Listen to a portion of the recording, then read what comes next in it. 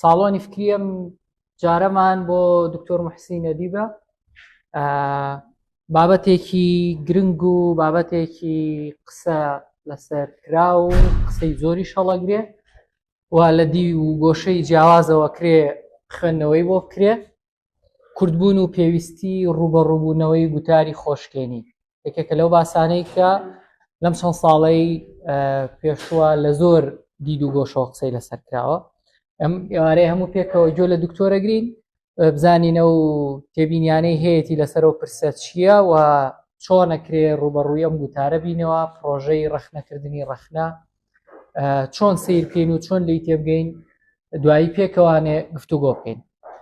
دکتۆر چالاکی مەدەنی و ئەکادمی و ڕاگەاندنکارە، هەڵگری ماجستێرە لە یاسای ڕۆژنامەوانی لە زانکۆی بەیروتی عەرەبی، هەڵگری دکتۆرایە لە یاسای دەستووری لە زانکۆی سلێمانی، خاوەنی 11 کتێبی چاپکراوە بە زمانەکانی کوردی و عەرەبی، 10 ساڵ مامۆستای زانکۆ بووە، ئێستا بەڕێزیان بەڕێوەبەری گشتی ڕۆشنبیری و هونەرە لە سلێمانی. زۆر بە خێراتنی ئێواکەین، زۆر خۆشحاڵین و زۆر سوپاسی دکتۆرەکەین و کاتی خۆی بەخشی بە ساڵۆنی فکری ئازادبوون بۆ ئەم پرسە سی خولەکێک یا چەندێک باشە بۆ ڕاوندی یەکەمی گفتوگۆکەمان توانین 35 دقیقە لە دکتۆر بگرین دوایی بە سەرنج و تێبینیەکان باسەکە دەوڵەمەند بکەین. فەرموو دکتۆر جان. زۆر سپاس کاک بابان، زۆر سپاس بۆ ڕێکخراوی ئازادبوون، سپاس بۆ حزور و ئامادەبوونی ئێوە. هەموو لایەکتان بەخێر بێن. لە ڕاستیان نازانم ڕەنگە لە نیو سەعاتە لە سی خولەکە شەکە تەواو نەبێ، ئەگەر تۆزێک مەرین بی لەگەڵ ما ڕەنگە باشتر بێ، ئەگەر ئەڵبەتە برادرانیش بەتاقەت نەبوون لە گوێگرتن. هەوڵەیەم لەو ماوەیە کە بۆم دیاری کراوە قسە لەسەر کوردبوون و پێویستی ڕوبەڕووبوونەوەی گوتاری خۆشیێنی بکەم، تێیە لە سەرەتاوە با بڵین ڕاوەیەکی ناو نیشانەکەکەم بۆی کە خەریتەی ئیشەکەی من لە بەردەستانە بێ و دوایی باس لەواکەم بۆچی لە ئێستایە گرنگە قسە لەسەر گوتاری خۆشکێنی و ڕوبەڕووبوونەوەی گوتارە بکەین. و پێم گرنگە کە بەر لە هەموو شتێک و بەر لەوەی ڕابەشیان بکەم شیعری سێ شاعری گەورە یان چەندێڕێکی سێ شاعری گەورەی کۆنی کلاسیکی کوردیتان بۆ بخوێنمەوە، دوایی لە کۆتایی بابەتەکەیە ئامانج لە خوێندنەوەی ئەو شیعرانە ڕوونەکەمەوە و لە بابەتەشی ترا باس لە هۆکارەکانی گوتاری یان زاڵی گوتاری خۆشکێنی یەکەم لە کوردستانەکە تاتوانم بڵێم لە 2 بۆ 3 خاڵا کورتیەکەمەوە و دوجاریش ئەگەینە نەتیجەگیریەک. کوردبوون ینی بابەتەکە 2 بڕگەیە بەڕاستی، کوردبوون زائیدەن بۆ پێویستی ڕوبەڕووبوونەوەی گوتاری خۆشکێنی. کە باسی کوردبوونەکەم لە ڕاستیە ئەمەوێ لە ئەوە لای ئێوە ڕوون بێت باسی کوردایەتی ناکەم، ینی کوردبوون لای من ڕەهەندێکی ئایدۆلۆجی نییە، ئەوەی کە کوردایەتی ڕەهەندێکی ئایدۆلۆجی هەیە. ئێوەزانن ینی کوردایەتی ڕەهەندی ینی با بڵێن ڤێرژنی ناسیۆنالیزمە یان فێرژنی عروبەیە یان فێرژنی تورانیەت و نەتەوە گەراییە بە شێوەیەکی گشتی. لێرە من باسی کوردبوونەکەم، کوردبوون بەمانە وجودیەکەی، بەمانە ئەنتۆلۆژیەکەی، بەوەی کە من پێم خۆش بێ یان پێم خۆش نەبێ کوردم، بە کورد لەدایک بووم و پێشوەختە هەڵگری کۆمەڵێک تایبەتمەندی و خەسڵەتم کە عەرەب بوون، لە فارس بوون، لە ئەڵمان بوون جیامەکاتەوە کەمە ینی حەزەکەم وەکو تێبینیەک لەتان بێ. گوتاری خۆشکێنی مەبەست لە گوتاری خۆشکێنی گوتاری زاڵی خۆبەکەمبینینە لای ئینسانی کورد بە شێوەیەکی گشتی کە بەداخەوە ئێستا ئێمە لە سەردەمێک کاین ئەم گوتارە زۆر زاڵە و هەرێکە لە ئێمە بەردەوام خەریکی عەزیەتدانی خۆمانین تا حەدی سادی بوون، خەریکی بێبەهاکردنی خۆمانین تا حەدی نەفرەت لە خۆکردن، کەمبینینی خۆت، هەست بە نەقسێکی زۆر زۆر بەڕاستی کە لە ئێستایە زاڵە و دوایی باسی هۆکارەکان یەکەم. بەلای منەوە لە ئێستایە ئێمە لە هەموو کات زیاتر پێویستیمان بە ڕوبەڕووبوونەوەی ئەم گوتارە هەیە ئەگەر بمانەوێ بینە ناو مێژوو، ئەگەر بمانەوێ سەرەتایەکی باش دەستنیشانکەین بۆ حوزورمان لە ناو مێژووە. من نەزانم یعنی لە ئێستا من لە کاتێکا لە لەحزەیەکا لە تورکیەکا باسی پێویستی ڕوبەڕووبوونەوەی دووکاری خۆشکێنی یەکەم کە دۆخی هەرێمی کوردستان لە هەموو ڕۆیەکەوە ئەتوانم بڵێم لە لووتکەی خراپیایە، بۆیە ڕەنگە لای بەشێک لە ئێوە ینی جۆرێک لە کەئابە، جۆرێک لە بێئومێدی یان جۆرێک لە ناپێویستبینینی ئەم بابەتە حوزوری هەبێ. بەڵام لە ڕاستیە ئێمە لە ئێستاە لە هەموو کات زیاتر پێویستیمان بە ڕوبەڕووبوونەوەی ئەم گوتارە هەیە. لەبەرچی لەبەرەوەی کە ئەو دۆخە خراپەی کە ئێستا باسم کرد و ئێوە شەیزانن ئەو دۆخە خراپەی کە لە کوردستانە هەیە لە ڕاستیە بە دەرەجەی یەکەم پەیوەندی بە زاڵی ئەم گوتارەوە هەیە. ئەگەر ئەم گوتارە لە سیسلانی کەم لە 30 ساڵ یان لانی زۆر لە 100 ساڵی ڕابردووە حوزوری نەبووایە، ئێمە نەئەگەیشتینە ئەم دۆخەی کە ئێستا هەیە. بۆیە ئەبێ لە لووتکەی بێئومێدیە قسە لەسەر ئومێد بکەین. و مەولانا واتەنی لە هەورە ڕەش و تاڵەکان بارانی ڕەحمەتە بارێ. بۆیە لە ئێستای ئێمە لە ڕاستیە پێویستیمان بە دروستکردنی سەرەتایەکی تازە هەیە و پێویستیمان بە ڕوبەڕووبوونەوەی ئەم گوتارە هەیە. باسم لەوە کرد کە من 3 شیعرە خوێنمەوە، 3 دێڕی 3 شاعیری گەورەی کورد لەسەر و هەموویانەوە نالی مەزن کاڵێ دەمازی سلەیمانیەکە لە چامەکەیە. ئەهلێکی وای هەیە کە هەموو ئەهلی دانشن، هەم نازمی عقودن و هەم ناظری ئومور، ینی خەریکی بازرگانی و خەریکی ئیداریاتن. با بڵێن سالم لە وەڵامی چامەکەی ئاڵێ کە بەنالی ئەڵێ ئەم مڵکە نەزمی نابێ بەبێ زەبتی واریسی، بێ ئەو بەنالی ئەڵێ بە قەستی ئەم تەرەفە با نەکا سەفەر، یعنی نێتەوە بە سلەیمانی کە نالی لێ پرسێ و کۆتا دێڕیش کە بەلای منەوە زۆر زۆر گرنگە، دێڕێکی زۆر زۆر دیار و ئاشنایی شێخ ڕەزای تاڵەبانیە کە ئێوە هەمووتان بێگومانم لەبەرتانە. لەبیرم دێ سولەیمانی کە دارولموڵکی بابان بوو، نەمەحکومی عەجەم نەسوخرەکێشی ئالی عوسمان بوو. یعنی ئەم سێ دێڕە، یعنی ئەم سێ شاعیرە لە زەمانێکە، یعنی با بڵێن وتنی ئەم شیعرانە، نووسینی ئەم شیعرانە لە زەمانێکە لە ڕاستیە دەلالەتی قۆڵی خۆی هەیە کە دوایی ئینشەڵڵا ڕوونیەکەمەوە. هۆکارەکانی زاڵی ئەم گوتارە بینە سەر ئەساسی مەسەلەکە، ئەساسی بابەتە کە هۆکاری زاڵی گوتاری خۆشکردنی لای ئینسانی کورد چییە؟ بێگومان ئەکرێت لە کۆمەڵێک گۆشەنیگای جۆرا و جۆرەوە سێریە مەسەلەیە بکەین، بەڵام من لە 2 بۆ 3 هۆکارە لە ڕاستیە کورتم کردوێتەوە، چڕم کردوێتەوە. هۆکاری یەکەمیان بەڕێی من پەیوەندی بە کوردەوە نییە بە تەنها، بەڵکو پەیوەندی بە دۆخێکەوە هەیە کە ئێستا لە جیهانە زاڵە. بەمانایشتر ئێستا توانین بڵێین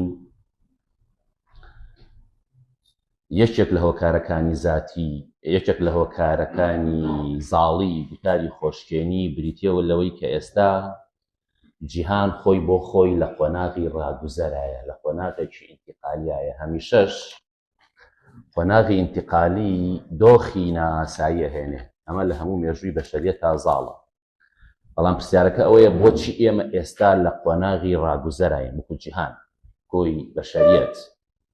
بێگومان ڕەنگە دیسانەوە لەم ڕۆژەوە هۆکار بتوانین زۆر ڕیسکەین، بەڵام بەڕێی من هۆکاری سەرەکی پەیوەندی بەو پێشکەوتنە تەکنەلۆجیە خێراییەوە هەیە کە لە 20 بۆ 30 ساڵی ڕابردووە لەسەر ئاستی جیهان ڕوویداوە.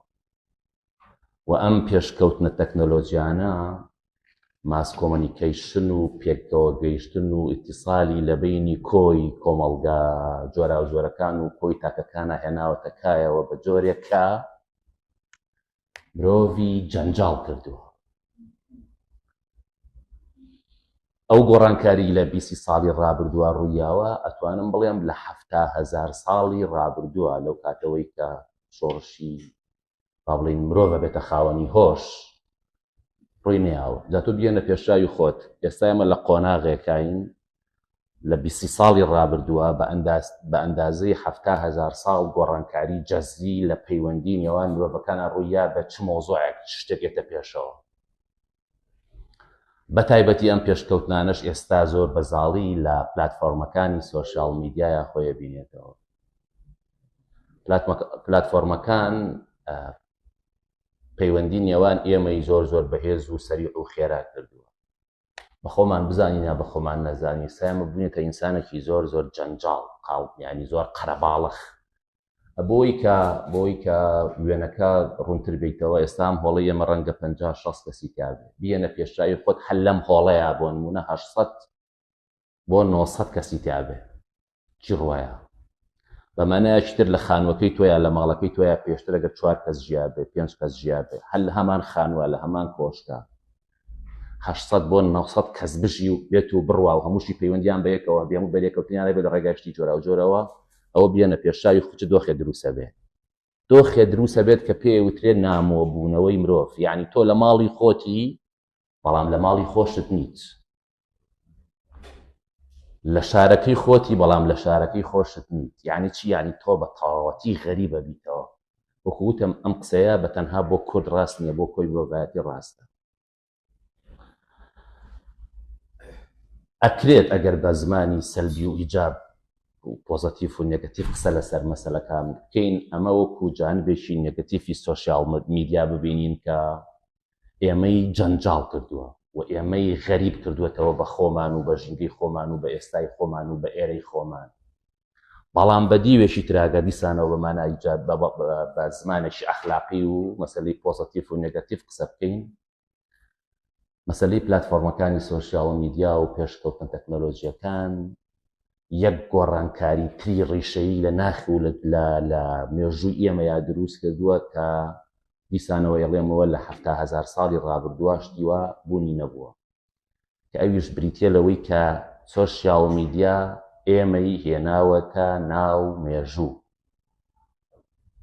ڕەنگە بوترێ پێشتر ئێمە لە ناو مێژووان نەبووین، بەڵام ڕێژەیەکی زۆر کەممان کە ئەکرێ بڵین لە سەدا 1 کەمتریش لە سەدا 9 لە 2002 لە 2004 مرۆڤایەتی لە ناو مێژووە حوزوریان هەبووە و ئیشیان کردووە و مداخەلەیان کردووە. بەڵام کە سۆشیال میدیا دێت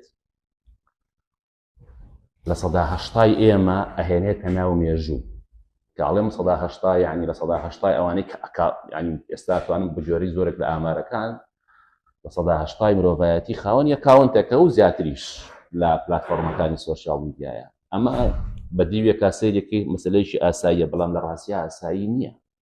بۆچی ئاسایی نییە؟ لەبەرەوەی کە تۆ لە ڕێگای ئەکاونتەکەتەوە دێیتە ناو مێژوو، یعنی کاریگەری لەسەر مێژوو دروستەکەی بە ئەندازەی خۆت و مێژووش لەمەش گرنگتر مێژوو کاریگەری لەسەر تۆ دروستەکات. ئەمە مۆزوعێکی زۆر گرنگە. لە کاتێکا پێشتر بە تەنها لە سەدا 9 و لە 2002 لە 2004 مرۆڤایەتی کە پیاوە ئاینیەکان و سیاسیەکان و سەرمایەدارەکان بوون کاریگەریان لەسەر مێژوو هەبووە. هەر بۆیش ئەوان پێشکەوت بوون. هەمیشە ئەوانەی کە زۆری نەبوون لە سەدا 99 خەڵک لە سێبەرا بوون، لە دۆخێکی ئاسایی خۆیان ماونەتەوە. بەڵام ئێستا ئەو پێشەکە ڕێک تەواو قڵب بووەتەوە. ئەم قڵب بوونەوەش مەسەلەیەکی ئاسایی نییە. ڕەنگە لە ئێستاە تۆزێک ئاسایی ببینین، بەڵام لە ئایندەیەکی زۆر نزیکە ئەم هاتنە ناوەیەی لە سەدا 80 خەڵک بۆ ناو مێژوو گۆڕانکاری زۆر جەزری دروستەکات و ئێستاش سەرەتاکانی ئەم گۆڕانکاریانە بینین. جا بۆەوەی کە کاریگەری سۆشیال میدیا ڕوونکەمەوە زۆر بەلامەوە گرنگە کە بەراوردی کەم بە ڕووداوێکی تری گرنگی مێژووی مرۆڤایەتی کە بریتیە لە داهێنانی چاپخانەی ئاسنین. هەرێکە لە ئێمە گۆتەنبێرگمان بیستووە چاپخانەی ئاسنین تۆزێک ئاگامان لە مێژوەکەی، بەڵام ڕەنگە کەمێک لە ئێمە ئاگامان لەوە بێت کە ئەوەی چاپخانەی ئاسنی بە کۆمەڵگای ئەوروپی و کۆمەڵگای مرۆڤایەتیەکە هیچ شتێکی تر نەیکردووە. هۆکارەکە چییە؟ دیسانەوە هۆکارەکە مداخەلەکردنە لە ناو مێژووە، هاتنە ناو مێژووە. پێش چاپخانەی ئاسنین دیسان ئەتوانم بڵێم لە 2002 مرۆڤایەتی ڕۆڵی هەبووە لە ناو مێژووە. و تەئسیر بۆ مێژوو بە مێژوو و تەئسیر لەسەر مێژوو کردووە بەڵام کە چاپخانەی ئاسنین دێ ئەم ڕێژەیە زۆر زۆرە بێ یعنی تا حد بەڵام چاپخانەی ئاسرین بۆچی چاپخانەی ئاسرین گرنگە لەبەرەوەی کە چاپخانەی ئاسنین کتێب میلیە کاتەوە لە کاتێکا پێش چاپخانەی ئاسنین کتێب میلی نییە کتێب لای کەمینەیەکی زۆر زۆر کەمە لەبەرەوەی بەدەستە نووسێتەوە لەبەرەوەی قەباری زۆر گەورەیە لەبەرەوەی نرخی زۆر زۆر گرانە لەبەرەوەی گواستنەوەی زۆر زۆر قورسە بۆیە معریفە و دەسەڵات معریفە لای کەمینەیەکی زۆر زۆر کەمە بۆیەش دەسەڵات دیسانەوە لای کەمینەیەکی زۆر زۆر کەمە بەڵام کاتێک کە کتێب میلیە بێتەوە دوای چاپخانەی ئاسنین معریفەش تا ڕادەیەکی زۆر میلیە بێتەوە میلیبوونەوەی معریفە یەکسانە بە میلیبوونەوەی دەسەڵات هەر بۆیەش دوای چاپخانەی ئاسنین ئێمە ئابینین چینێک دروستە بێت کە پێوترێت چینی ناوەند وەنیە طەبەقەی وستا هەموو ئەو گۆڕانکاریانەی کە لە دوای چاپخانەی ئاسنین دروستە بێت لە مێژووی بەشەریەتاوە بە تایبەتی لە مێژووی ئەوروپایە پەیوەندی بەم چینەوە هەیە ئەم چینی مام ناوەندە ئیترەوەی کە ئەگەرەوە ملاحەزە بکەن بێنەوە ناو زیهنی خۆتان دوای چاپخانەی ئاسنین چی ڕۆیە ئیسلاحی دینی ڕۆیە بۆچی لەبەرەوەی لە ڕێگای چاپخانەی ئاسنینەوە ئینجیل چاپەکرێ ئینجیل تەرجەماکرێ بۆ زمانە مەحەلیەکانی ئەوروپا لێرەوە زەربەیەکی زۆر زۆر گەورە درێت لە مرکزیەتی کڵێسا مرکزیەتی ئاین و دین لامەرکەزیە بێتەوە و ئەم لامەرکەزی بوونە لێرە کورسێک بەتاڵ ئەگەر برادر کاک دەرجاو لێرە دایش فەرمووی کتێب یعنی ئیتر باڵی ئیسلاحی دینی کە ئێوەزانن یعنی گۆڕانکاریێکی جەستی لە مێژووی بەشەری لە مێژووی ئەوروپا دروست دەکات ئەمە یەکەم دووەم سەورەی سەناعیەتە پێشەوە ڕۆشنگەری دروستە بێ و دوایی هەموو گۆڕانکاریانی کە ئیبینن هەمووی لە ڕاستیان ڕەتی بە مەسەلەیەوە هەیە مەسەلەی لامەرکەزیەت دروستە بێت کە پێشتر مەرکەزیەت هەیە دوایی شۆڕشەکانی شۆڕشی فەرەنسا و ئەمریکا و تانەزانن یعنی تر لە دوای عسووری وستا و چاپخانەی ئاسنین ئەگەر تۆزێک زیانتان کۆکەنەوە یاک دنیا گۆڕانکاری جەوهەری دروستە بێت کە پێشتر تۆم شتانەت نەبینیوە بە هیچ جۆرێک هەمووشی مەسەلەکە پەیوەندی بە چیەوە هەیە پەیوەندی بەوە هەیە کە لەبری ئەوەی لە سەدا یان لە هەزارایەشی مرۆڤایەتی کاریگەری لە هەم مێژووە هەبێ بوو بە لە سەدا حەوت لە سەدا هەشت لە سەدا نۆ لە سەدا دە چکاتوانین بڵێن چینی ناوەند تەمسیل لە سەدا شەش و حەوت و هەشت و نۆ و دەی کۆمەڵگای ئەوروپی و دواتریش کۆمەڵگای بەشەری کردووە دوایش طبعا هەموو گۆڕانکارانێکی کە لە شەرقی ئەوسەط و لە دنیای ڕۆیە هەمووی پەیوەندی بەوە هەیە کە لەم وڵاتانەشە چینی مام ناوەند دروستە بێ و ئەم چینە ئیتر مێژووە هەژێنێ جا تۆ بێنە پێشاوی خۆت ئەگەر لە سەدا حەوت و هەشتی کۆمەڵگای بەشەری ئەم گۆڕانکاریە جەوهەریانەی دروست کرد بێ ئەگەر لە سەدا هەشتای کۆمەڵگای بەشەری لە ناو مێژووە حزوری هەبێ و کاریگەری هەبێ و مداخەلەی هەبێت چی ڕوایە بۆیە بەدیوێکە بۆی کە شتەکان هەر هەندێکی مەسەلەکانە بینین بەدیوێکە وەکوتم سۆشیال میدیا و پلاتفۆرمەکانی سۆشیال میدیا ئێمەی جەنجاڵ کردووە ئێمەی قەرەباڵغ کردووە ئێمەی غەریب کردووەتەوە بە ئێستا و بە ئێرە بەڵام بەدیوێکی ترا ئێمەی هێناوەتە ناو مێژوو و ئەم هاتنە ناو مێژوێش لە ڕاستیا باشی خۆی هەیە زەریبەی خۆی هەیە بۆیە من پێم وایە یەکێک لە هۆکارەکانی زاڵی وتاری خۆشیێنی لای ئینسانی کورد پەیوەندی بە پلاتفۆرمەکانی سۆشیال میدیاوە هەیە تۆ لە یەک لە حەزەیە سەدان هەواڵە بینی سەدان هەواڵە خوێنیتەوە جیاواز هەیە خۆشە هەیە ناخۆشە هەیە مەرگە هەیە نوکتەیە هەیە وإلى آخره يعني هەواڵی جۆر ئەم هەواڵە جۆرە دەڕن ئێمە پێمان وایە حاڵەتێکی ئاساییە بەڵام هەموو کلیکێک هەموو لایکێک هەموو سەبسکرایبکردنێک هەموو پۆستێک هەموو کۆمنتێک وەیف دروستەکە شەپۆل دروستەکە لە ڕووی فیزیاییەوە ئەم شەپۆلانە کاریگەری زۆر زۆر گەورەیان ئەبێ لەسەر ژیانی ئێمە لەسەر دەرونی ئێمەوە لەسەر مێژوش بە هەمان شێوە لێرەوە یعنی ئەگەر ملاحەزە بکەن ئێمە بە ئێستا و بە ئێرە غەریب بووینەتەوە هۆکارەکە چێکسان هۆکارەکە ئەمەیە بۆیە ئەکرێ بڵین یەشێک لە پێوەرەکانی کەعابە بریتیە لە ڕادەی غەریببوونەوەی تۆ یان دژایەتی تۆ بۆ ئێستا و بۆ ئێرە و تا چەندێک دۆستایەتی لەگەڵ ئێستا و لەگەڵ ئێرەیە هەبێت تۆ ئەوەندە کەمتر خاوەنی نەخۆشی کەعابیت و من پێم وایە ئێستا بۆتە نەخۆشێکی کۆمەڵایەتی ئەگەریەوە ملاحەزە بکەن ئێستا هەر لە ناو ئەدەبیاتی کوردی و لە سۆشیال میدیای کوردیا کۆمەڵێک چەمک داهاتوون کە گوزارش لەم حەقیقەتە هاتن بە تایبەتی چەمکەکانی جیلی ئەڵماسی و جیلی زێڕین و جیلی زیوی و ئێستا هەوترێت جیلی چی پێوترە جیلی تەنەکەوە ینی مۆزاکەوای لێ هاتووە یعنی تۆنە دژی ئێستایی دەتوایە ئێمە ویستین ئەوەی کە هەبووە لە ڕاستیە لە ڕابردووە بۆکە ئەمە بۆ خۆی نەخۆشیە یعنی ڕابردوو پەرستی دژایەتیکردنی ئێستا نەخۆشیێکی زۆر زۆر کوشندەیە و لێرەوە ئێمە با بڵین ئیتر خۆمان لا بچووکە بێتەوە وەکو ئینسان بەڵام تەواو ئەمە زۆر هەڵەگرێ لە ڕاستیە قسەکردن لەسەر ئەم مەسەلەیە زۆر زۆر هەڵەگرێ لێرە کوتایی پێدێنم واگەم ئەچمە سەر خاڵی دووەم کە ڕاستەوخۆ پەیوەندی بە ئینسانی کوردەوە هەیە و ڕاستەوخۆ کاریگەری لەسەر ئینسانی کورد دروست دەکات و گوتاری خۆشکێنی زاڵ کردووە لای ئینسانی کورد بەلای منەوە بریتە لە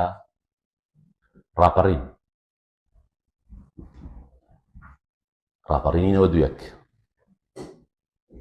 بۆچی ڕاپەڕینینەوە یەک گوتاری خۆشکێنی لای ئینسانی کورد دروست دەکات خۆ بە دیوێکە ڕاپەڕین لە حەزەیەکی مێژووی زۆر زۆر گرنگی مێژووی ئێمەیە ئینسانی ئێمەیە ئێمە ینی یەکێک لەو لەحزانەیە کە ڕاپەڕین یەکێکە لەو لەحزە مێژوویانی کە ئێمە هەمومان شانازی پێواکەین یان توانم بڵێم شانازیمان پێوە کرد بەڵام بۆچی ئێمەی ڕوبەڕووی گوتاری خۆشکێنی کردەوە دیسان لەبەر ئەو گۆڕانکاریە جەزریەی کە ڕاپەڕین لە ژیانی ئینسانی کووردا دروستی کرد بە تایبەتی لە باشوور بۆچی لەبەرەوەی ڕاپەڕین لەو لەحزەیەیە کە ئێمە لە قۆناغی سروشتیەوە گوازێتەوە بۆ قۆناغی ناسروشتی قۆناغی مەدەنی لە قۆناغی ئۆپۆزیسیۆنەوە مانگوازێتەوە بۆ قۆناغی دەسەڵات لە قۆناغی ناسەقامگیریەوە ئەمانگوازێتەوە بۆ قۆناغی سەقامگیری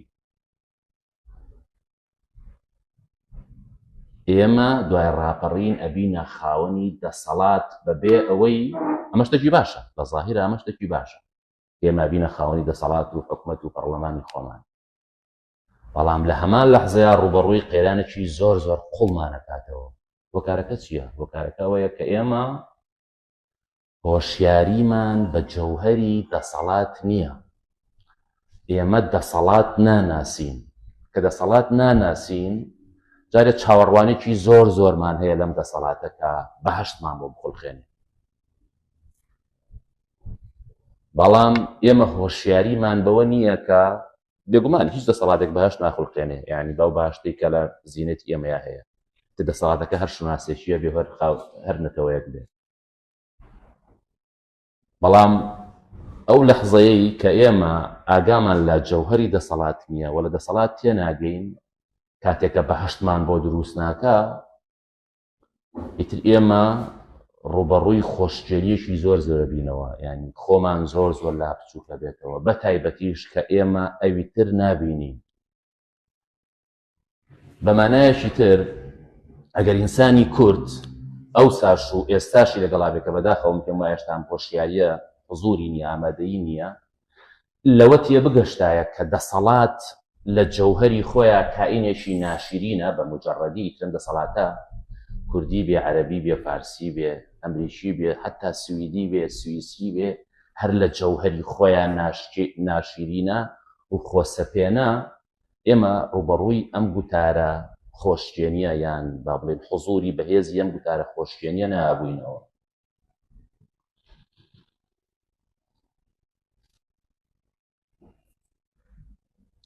جارێ ینی زۆر زۆر گرنگە کە ینی ئینسانی کورد تاچی کورد جیاوازی بکە لە بینی دەسەڵات و دەسەڵاتدارە کە تا ئێستا ئێمەمان نەکردووە بەڕاستی و زۆربەی زۆری کێشەکانیش کە ڕوبەڕووی کۆمەڵگای کوردی بووەتەوە لە ڕاستیا پەیوەندی بە جیاوازی نەکردنە لە بینی دەسەڵات و دەسەڵاتدارە بە مانایەکی تر کاتێک کە تۆ دەسەڵات و دەسەڵاتدار لە یەک جا ناکەیتەوە کۆمەڵی هۆکاری هەیە یەکێک لەوانە وەکو باسمان کرد غیابی هۆشیاریە لاوازی هۆشیاریە ئەژینا یەک دنیا کتاب هەیە یەک دنیا تیۆر هەیە لەسەرەوەی کە دەسەڵات لە جەوهەری خۆیان ناشرینە بۆیە تۆ ئەبێ بیبەستیتەوە کۆتوبەندی کەی مێژووی فەلسەفەی سیاسی بریتیە لە مێژووی بەستنەوەی دەسەڵات، کۆتوبەندکردنی دەسەڵات. ئەوە دووەم، یعنی کاتێک کە ئێمە دەسەڵات و دەسەڵاتدار لێک جیاناکەینەوە لە ڕاستیە پەیوەندی بە جۆرێک لە تەماڵیەوە هەیە، لە بیر نەکردنەوەەوە هەیە. چکە ینی زۆر سانایە کاتێک کە تۆ لەگەڵ دەسەڵاتێکی سیاسیە مامەڵاتەکەی ڕاستەخۆ پێت وە بێ کێشەکە لە دەسەڵاتان نییە، لە دەسەڵاتدارەکەیە هەیە. دەسەڵاتدار سینە ئەگەر لای بێبیکی بە سات دۆخەکە ئاساییە بێتەوە وڵاتە بێتەوە بە بەهەشت، یان جۆرێکە لە تەمەڵی و جۆرێکە لە خۆت پەسەندی، لە جۆرێکە لە خۆت ئەڤینی، ینی جۆرێکە لە خۆ پاڵەوان بینین. کاتێککە ئەو حاکم نەبوو من حاکم بم، ئیتر دۆخی وڵات و دۆخی هەرێمەکە بەرەو باشی بەرەو باش دەڕوا، جۆرێکە لە تەمەڵی بەڕاستی وە تێنەگەیشتنە لە جەوهەری دەسەڵات. وە سێمیشیان لە ڕاستیا بریتێ لە لاوازی عەقڵی دام و دەستگایی، عەقڵی دامەزراوەی لای ئینسانی کورد، ینی خیابی عەقڵی دامەزراوەی لای ئینسانی کورد پەیوەندیەکی زۆر بەهێزی هەیە بەوەی کە ئێمە پێمان وایە کێشە لە دەسەڵاتدارە نەک دەسەڵات. بێگومان دەسەڵاتداریش تاوانبارە، بەڵام ئەبێ فۆکەسی سەرەکیمان لەسەر دەسەڵات بێ. بۆچی گرنگە فۆکەسی سەرەکیمان لەسەر دەسەڵات بێت نەک لەسەر دەسەڵاتدار؟ بێگومان ئەکرێ دیسانەوە مە لە چەند خاڵێکە کورتکەینەوە،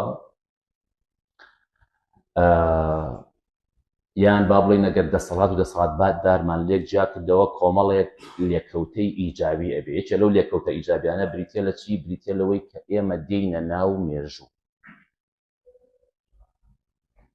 و قۆناغی پێشمێژوو تێپەڕێنین. بەڕێی من تا ئێستا ئێمە وەکو پێویستە ناو مێژوانین. ئەگەر یەکێ لە هۆکارە سەرەکیەکانی ئەوەیە کە ئێمە تا ئێستا نەمانتوانیوە لە مامەڵەمانە لەگەڵ سیاسەتە، لەگەڵ حکوومەتە، لەگەڵ نظامی سیاسیە دەسەڵات و دەسەڵاتدار لێک جیاکەینەوە و تا ئەمە نەکەینە هۆشیاری. بەڕێی من ئێمە بە شێوەیەکی فعلی ناینە ناو مێژووەوە، هەرچیەکەین ئاستی ساتکاندنە ویچی تر. دووەم، کاتێک کە تۆ پێت وابوو دەسەڵات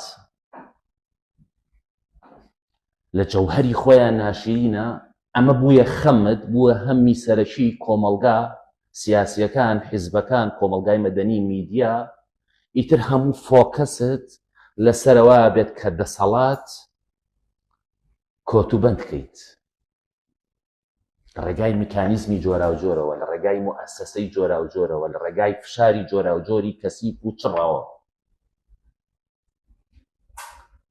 و کاتێک کە دەسەڵات کۆتوبەند کرد بە نەتیجەیەکی زۆر گرنگتر لە ماگەی کە بریتە لەوەی ئیتر عاشقانی دەسەڵاتگەرێتیش کەمە بنەوە. ئێستا ئیچە لەوە کارانی کەوا کە هەمووان عاشقی دەسەڵات بین، ئەوەیە کە دەسەڵات ڕەهایە، دەسەڵاتی دەسەڵاتدار ڕەهایە، کەم میکانیزم هەیە، کەم دام و دەستگا هەیە، کەم ئیشکردنی چڕی میدیایی هەیە بۆ کۆتوبەندکردنی دەسەڵات. هەر بۆیەش ئێمە هەمومان عاشقی دەسەڵاتی، چکە ڕاستەوخۆ کە ئەبینە دەسەڵاتدار یان یەبینە خاوەنی سەرۆت و سامانێکی زۆر، پێگەیەکی کۆمەڵایەتی باش، ئایندەیەکی باش و ئیلی ئاخری. هەمووتان نەزانن یانی دەسەڵاتدار لە وڵاتی ئێمە و هاوشێوەکانی وڵاتی ئێمە یا چۆنیە.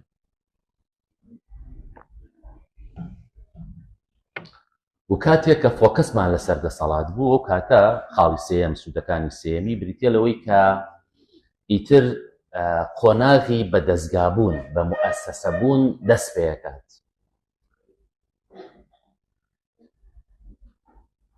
چونکە فۆکەس لەسەر دەسەڵاتە. دەسەڵات لە شەخصێک و دوانووسیانە کورت ناکەیتەوە، دەسەڵات شەخسەنە ناکەیتەوە. کێشەی گەورەی ئێمە ئەوەیە کە دەسەڵات بە شەخسەنە ناکەین. هەر بۆیەش لە مودەتی لە چەند ساڵی ڕابردووە هەموو ئەو تاقە و توانە بەشەری و مادی و معریفەی کە هەمان بووە نەمانتوانیوە تەوزیفی کەین بۆ کۆتوبەندکردنی دەسەڵات. کە ئەمە مەسەلەیەکی زۆر گرنگە، یعنی ئەکرێت دوایی لە مناقەشەکانە قسەی زیاتری لەبارەوە بکەین. هۆکارێکی تری سەرەکی سوودەکانی جیاکردنەوەی دەسەڵات لە دەسەڵاتدار بەڕێی من بریتە لە ئاشبوونەوە لەگەڵ مێژووی خۆمانە. هەریشە لە ئێمە ئێستا دژمنایەتێکی قوڵمان لەگەڵ مێژووی خۆمانمانە هەیە. بۆچی؟ چونکە کاتێک کە مێژووی شۆڕشەکانە خوێنینەوە، مێژووی قازی محەممە و کۆماری ماباتە خوێنینەوە، مێژووی شۆڕشی ئەیلو لە خوێنینەوە، مێژووی ئەم 30 ساڵەی حکوومەتی هەرێمی کوردستانە خوێنینەوە، ئەی بینین مولامەسەیەکەین ڕاستەخۆر خۆمان لێ قێزە و نەبێ. کاتێک کە سێری مێژووی شێخ مەحموودەکەین یعنی ئیتر پێمان وایە یعنی ئێمە قەت نابینە خاوەنی دەوڵەت و حکوومەت و شایستەی ئەوەش نین. بۆچی؟ لەبەرەوەی کە ئێمە دەسەڵات و دەسەڵاتدارمان لێک جیا نەکردوێتەوە. یعنی پێمان وایە بۆ نمونە بەس مەلیک مەحموود کۆمەڵ ڕەخنە هەیە لەسەر مەلیک مەحموود، لەسەر شۆڕشی ئەیلو، لەسەر حکوومەتی هەرێم. یعنی قسەکە لەسەر ئەمەیە کە ئێمە تا بەیانی دانیشین ڕەخنە بگرین دوو لە ڕووی ئێوە جنێویش بدەین، ڕەنگە هێشتا هیچمان یعنی هێشتا حەقی ئەم دەسەڵاتانەمان نەیابێ. بەڵام موشکیلەکە لەوەیە کە ئێمە پێمان وابێ بەتەنها دەسەڵاتی کوردی ناشرینە، دەسەڵاتی کوردی خیانەتەکات، دەسەڵاتی کوردی گەندەڵیەکات. و دوژمنەکانی ئێمەش لە ڕاستیا ئەمەمان پێفرۆشنەوە بە بەردەوامی و ئەما کە نەخۆشیاری لای ئێمە. یعنی بۆ نمونەیەکە لەو ڕخنانی کە ڕوبەڕووی ئینسانی کورد و سیاسی کورد و حیزبی کوردیە بێتەوە ئەوەیە کە یەکگرتوو نین، خاوەنی گوتارێکی لە کاتێکە ئەم گوتارە هەر خۆی قسەیەکی زۆر زۆر بێمانەوە بێ لەزەتە، وەکو ئەوەی کە تورکەکان یان فارسەکان یان عەرەبەکان یان ئەوانی تر یا ئەمریکیەکان ئاوا بن، یەکگرتوو بن. سروشتی دەسەڵات وایە، حیزبایەتی وایە، سیاست وایە، هەمیشە نایەکگرتوویی هەیە. بۆیە ناکرێ ئەم ڕەخنەیە یان ئەم ئەگەر گریمان ناشرینی بێ بە تەنها بە مۆرک و بە سنگی ئینسانی کورد و دەسەڵاتی کوردی و حیزبی کوردی ئاڵواسی بە پێچەوانەوە. یعنی ڕەنگە یەکێک لە هۆکارەکانی ئەوەی کە ئێمە تا ئێستا نەبوونێتە خاوەنی دەوڵەتێکی بەهێز و شیانێکی بەهێز ئەوەیە کە کەمترین خیانەتمان کرد بێ بەراورد بنەتەوەکانی تر. چکە خۆی لە ئەساسا دەوڵەت کە ئەگەر مەجال هەبوو دوایی باسی دەوڵەت شکن تۆزێ بکرێتی لە ڕاستیا لەسەر ئەساسی خیانەت لا نزیکترین کەسێک دروستە بێ. ئەگەر ئەم نمونەیە بە دەوڵەتی عوسمانی ڕوونتر بکەمەوە، ئێمە هەمومان پێمان وایە کە عوسمانیەکان زۆر دژی کورد بوون یان تورک زۆر دژی کوردە. لە ڕاستی ئەمە یعنی تێگەیشتنێکی زۆر زۆر سەطحی و ڕووکەشە. یعنی عوسمانیەکان بەر لەوەی دژی کورد و فارس و عەرەب بن، لە ڕاستیا دژی تورکەکان بوون و تورکەکانیان لە ناو بردووە. و بەر لەوەی تژی تورکەکان بن، ئال عوسمان دژی بنەماڵەکانی خۆیان و کەسوکار و خوشک و براکانی خۆیان بوون. براکان دژی براکان بوون، باوک دژی کوڕ بووە، کوڕ دژی باوکی خۆی بووە. مێژووی دەوڵەت ئەبم جۆرە دروست بووە و بم جۆرەش دروستە بێ لە ڕاستیە. یعنی ئەگەر بەمانایشترە بتوانم بڵێم دەوڵەتی عوسمانی ئەگەر زۆر زۆر بەهێز بوو، ئەگەر توانی 5-6 قەڕن تەمەنی درێژ بێ، لە ڕاستیا پەیوەندی بەوە نییە کە ئەمانە یەکگرتوو بوون. بە پێچەوانەوە پەیوەندی بەوە هەیە کە ئەمانە خیانەتی زۆر زۆر گەورەیان کردووە و زۆر زۆر دژی یەکتری بوون. لێرەوە یعنی تا حەدی ئەوەی کە دەسەڵاتی عوسمانی حەقی بەوەی داوە کە برای خۆی بکوژێ و فتواشیان بۆ داوە. ینی کاتێک کە سوڵتان مردووە و دوو کوڕی ماوەتەوە، کوڕێکیان بۆتە خەتەر لەسەر سەڵتەنەت، لەسەر ئەستانە، موفتیش فتوای داوە کە بکوژێتەوە. مەبەستمە بڵێم چی؟ ینی ئەم کێشانەی کە لە ناو سیاسەت و حیزبایەتیا هەیە بە تەنها لای ئینسانی کورد و سیاسی کورد و حیزبی کوردی نییە. و من ئەمەی کە ئێڵێن یعنی من یەکشت بەلامەوە گرنگە، وەکو باسم کرد، ینی تۆ تا بەیانی ڕەخنە لە دەسەڵاتی کوردی بگرەوە هەمومانیش پێکەوە کۆبینەوە جنێویش پێ بدەین هێشتا کەمە. بەڵام ئەوەی کە لای من گرنگە ئەوەیە ڕەخنە لە دەسەڵات، تفکردنەوەی دەسەڵات، تیرگرتنە سنگی دەسەڵات دڵی کوردبوون نەپێشێ. کێشەکە لەوایە کە ئێستا تۆ ڕەخنە لە دەسەڵات دەگری، دەسەڵاتی کوردیت پێ ناشرینە، ڕاستەوخۆ ئینسانی کوردیشت پێ ناشرینە، کۆمەلگای کوردیشت پێ ناشرینە، نەتەوەی کوردیشت پێ ناشرینە.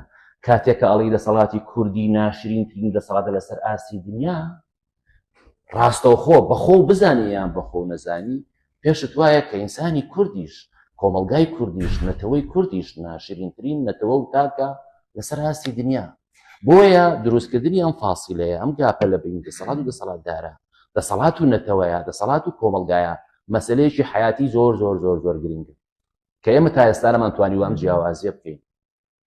بۆ پێچەوە نەشەوە، ینی سەرڕەنگە بوترێت کاتێک کە تۆ دەسەڵات بە ناشرینی پیشانەدەی یان پێت وایە ناشرینترین دەسەڵاتە لەسەر ئاستی دنیا، خزمەتی دیموکراسی و خزمەتی کۆمەلگا و خزمەتی ئۆپۆزیسیۆن و خزمەتی چاکەی گشتی کردووە ڕێک بە پێچەوانەوە دەسەڵاتی ناشرین دەسەڵاتی گەندەڵ دەسەڵاتی دیکتاتۆر بێئومێدی خەڵک بە ملیارەها دۆلارە کڕێ چونکە دەسەڵاتی گەندەڵ یعنی زۆر ئەوەی پێخۆشە تو ئەم ڕەفعی بۆ بکەی ئەویش کەپسە لێبدا بڵێ ئینسانی کورد خۆی ناشرینە خۆی گەندەڵە کۆمەلگای کوردی خۆی دواکەوتووە هەر بۆیش ئەم دەسەڵاتە گەندەڵە ئەم دەسەڵاتە ناشرینە ئەم دەسەڵاتە نادیموکراتە دروست بووە جیاکردنەوەی دەسەڵات و کۆمەلگا دەسەڵات و دەسەڵاتدار دوو مۆزوعی زۆر زۆر گرنگن کاگەر لەم سیمیناری مناتە هەرمە بگا بەلای منەوەمە کافیە و لەمەش گرنگتر ئەوەیە کە وەکووتم ڕەخنە گلەیی لە دەسەڵات و لە سیاست دڵی کوردبوون نەپێشی ئەمە لە هەمووی لە ڕاستیا گرنگترە کە من بەداخەوە هۆکاری سەرەکی ئەم کۆڕەوەم سیمینارە بۆ بێکردنەوە لەم مەسەلەیە لە ڕاستیا پەیوەندی بەوە هەیە کە ڕەخنە لە دەسەڵات ئەو تیرێ لە دەسەڵاتە ژیرێ ڕاستەوخۆ بەردڵی کۆمەلگا و بەردڵی کوردبوون و دڵی ئینسانی کورد ئەپێشی و هەتا دوایش یعنی ئێمە گەر سەیری با بڵین مێژووی بەشەری بکەین پڕەتی لەم سراع ملانیانی کە لە ناو سیاسەتا هەیە یعنی زۆر جار بۆ نمونە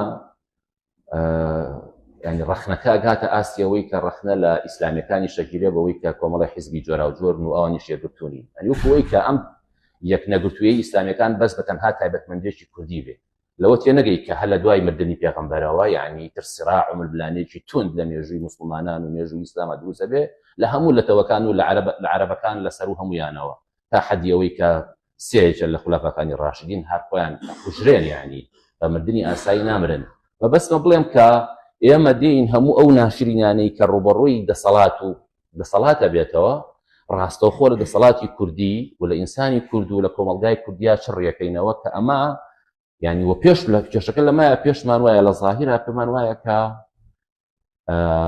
بەمە خزمەتی ئینسانی کورد و کۆمەلگای کوردی و چاپی گشتێکین لە کاتێکا گەورەترین زەربەی لێ ئەدەین و ئێمە کاتێک دەتوانین لە ڕاستیا دەسەڵات کۆت و بەند بکەین دەسەڵات ڕاستکەینەوە دەسەڵات جوانکەینەوە کە ئەم جیاوازیە بکەین و فۆکەسمان لەسەر دەسەڵات بێ نەک ئەوەندەی فۆکەسمان لەسەر دەسەڵات بێ لەسەر دەسەڵاتدار نەبێت چونکە ئەگەر ئەمەمان کرد ئەگەر فۆکەسمان لەسەر دەسەڵات بوو یعنی ئەبینە خاوەنی هەوڵێکە سەرەتایەکە بۆ دروستکردنی یان بە موئەسساکردنی دەسەڵات لە هەرێمی کوردستانە و ئەم بە موئەسسەکردنەیە ئەم بە بدام و دەستگاکردنە سەرەتایە کە بێت بۆ سەرپێخستنی جوانی سەرپێخستنی چاکەی گشتی و ئەخیر خاڵ کە زۆر زۆر بەلام بۆ گرنگە ینی کاتێک کە ئەم جیاکاریەمان کرد لە بینی دەسەڵات و کۆمەڵگایە دەسەڵات و تاکە دەسەڵات و دەسەڵاتدارە ئەو کاتە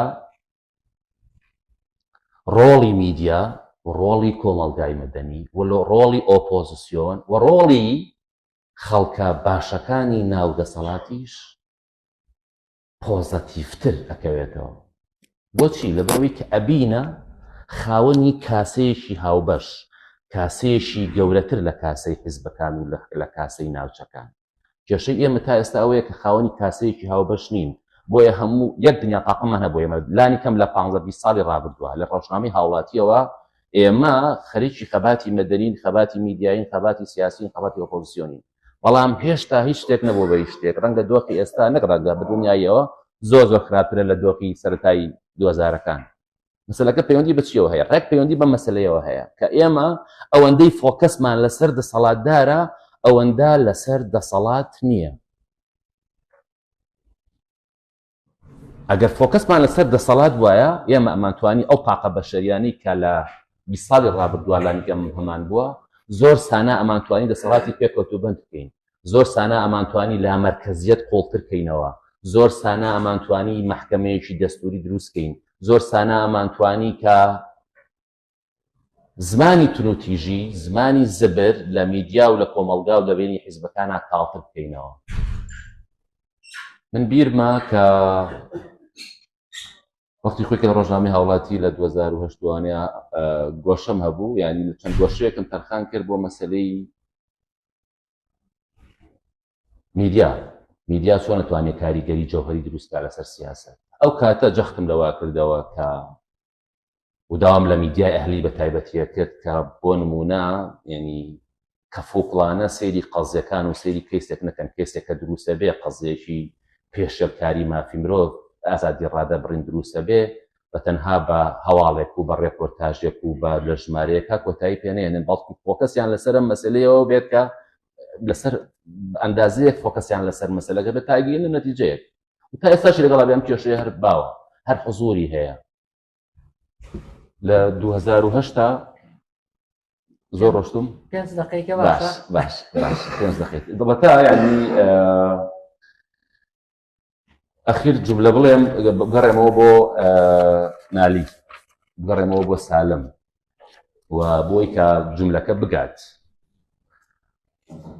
طبعا ئێوە هەمووتان ئەزانن کە نالی سلەیمانی بەجێهێڵێ. بۆ سلەیمانی بەجێهێڵێ؟ لەبەرەوەی گلەیی هەیە لە ئەدای بابانەکان، وایە؟ ڕۆتە ئەستەمبول، ڕۆتە شام، بەڵام دوایی لەوێەوە چیە نووسێ؟ چامەکەیە نووسێ. چامەکە بریتە لە چی؟ هەمووی بریتە لە شیوەن، لە وەسف، لە سەنای کوردستان و سلەیمانی و شارە زوور. هۆکارەکە چییە؟ هۆکارەکە ئەوەیە کە نالی بەر نەتەوەیەکی تر و بەر دەسەڵاتێکی تر و بەر هۆشیارێکی ترەکەوێ، بۆیە ئەو دۆخەی کە لە سلەیمانیەوە هەبووە بەلایەوە ئاساییە بێتەوە. یعنی بە جۆرێک کاڵێ یعنی پێشتر ڕخنەی توندی لە سلەیمانی و لە کوردستان هەیە، بەڵام دوای ئەڵێ ئەم ئەهلێکی وای هەیە کە هەموو ئەهلی دانشن، هەم ناظمی ئومور، هەم ناظمی عقود، یعنی قەریشی بازرگانی، خۆدانزانن بازرگانی چگە لە دیارەکانی شارستانی بوون، و هەم ناظری ئومورن، یعنی بەڕێوەبەری زۆر باشوڕوانە. لە کاتێکا پێشتر ڕخنەیەکی زۆری هەیە لە دەسەڵاتی بابانەکان و نشینی بابانەکان. سالم کە لە سلەیمانی ئەژی، بەڵام بابانەکان نەماون، تورکەکان ئێستا حوسووریان هەیە، دەسەڵاتیان هەیە. چۆن وەڵامی نالیەتەوە؟ طبعاً وەڵامەکەی یعنی بڵین وەڵامەکەی سالم هەڵگری یەک دنیا دەلەلەتی قوڵقوڵ و گەورەیە لە ڕاستیە لەمڕۆوە.